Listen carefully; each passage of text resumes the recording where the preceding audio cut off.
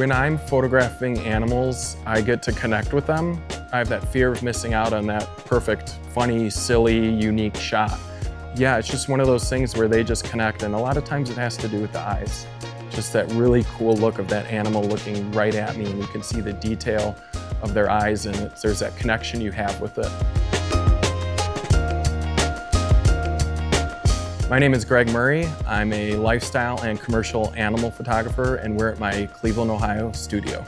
Born and raised in Cleveland, I grew up with animals as part of my life. I always had that love of art and animals in my background, but I never envisioned a career path for me, I guess, at the time. So I got a degree in human resources. I spent 10 years in corporate America, working my way up. I'd say around 2012, I started volunteering at a local animal shelter, the Cleveland Animal Protective League, and I told myself I wanted to leave the business field and become a full-time animal photographer.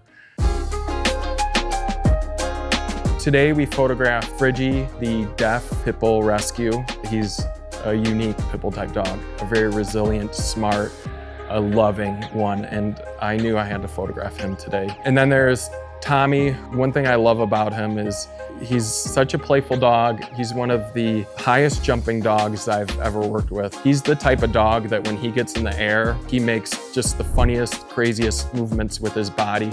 And those are the photos that I really love, the ones that make people smile and laugh and go like, wow, that's so cool. I love photographing reptiles. Reptiles were a big part of my life growing up, but also what's so cool about reptiles is like the really cool detail you can get in their eyes and their scales, and they're just so unique and they're not common. You don't see a lot of people photographing reptiles, so to be able to spend time with animals like that, it's great.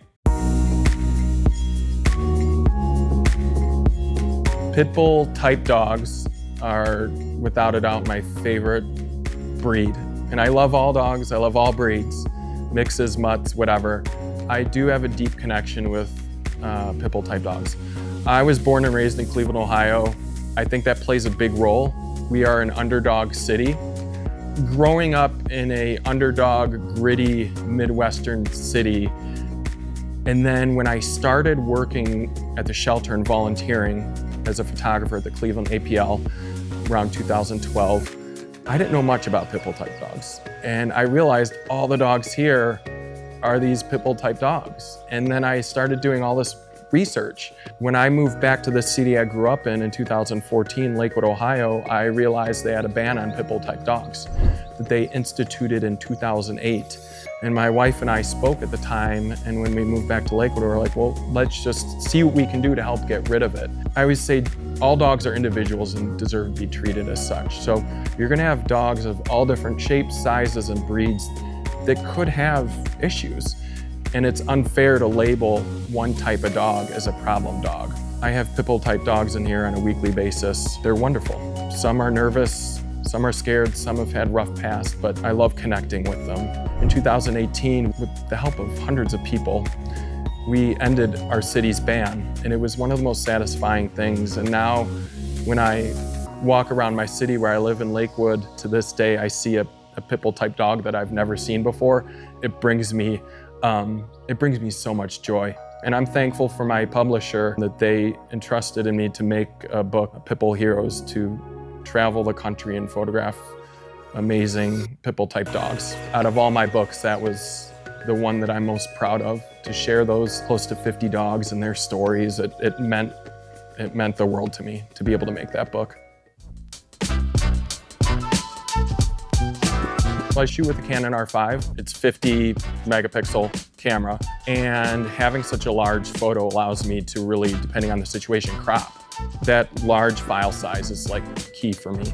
And then just all the features it has, the eye detection, it captures those like the eyes of the snake. It's just been a phenomenal camera. I've been shooting with it for a couple of years. I've always used Profoto lights. I have a couple of D2 1000s, and they're like these workhorses. Like, they've never caused me issues. Their output is amazing for any situation. I could really dial it up. The camera plus the lighting is key to freezing that action when I have a dog jumping into the air or running around crazy on my cyc wall. I've learned not to skimp skimp on that equipment. I try to get the best of the best because it plays a big role, especially when you have subjects that are like flying all over the place and moving quickly. When it comes to preparation for a shoot, especially when it comes to someone hiring me to photograph their animal, or even a commercial shoot, I like to get all this information, but I send out a questionnaire. What things don't they like? What sounds don't they like? What treats they like? What food can they not have? Commands they know or don't know. I ask as many questions as possible so I am well prepared for this dog. Little things and knowing those little things go a long way in having a successful shoot. I think my biggest skill as an animal photographer is patience. I get to see and meet animals that growing up I never thought I'd have, like a caiman, which is a tiny alligator, in my studio. You know, I never thought I'd get to be hanging out with snakes for a living and iguanas and see these amazing animals. It's so enjoyable. That feeling of delivering them those photos and just the responses I get in return is just, it brings a lot of joy to me, whether it's a happy company that's gonna put those photos on a bag of dog food, or it's someone that just wants great photos of their dog or cat. The response I get in return really makes me enjoy what I do.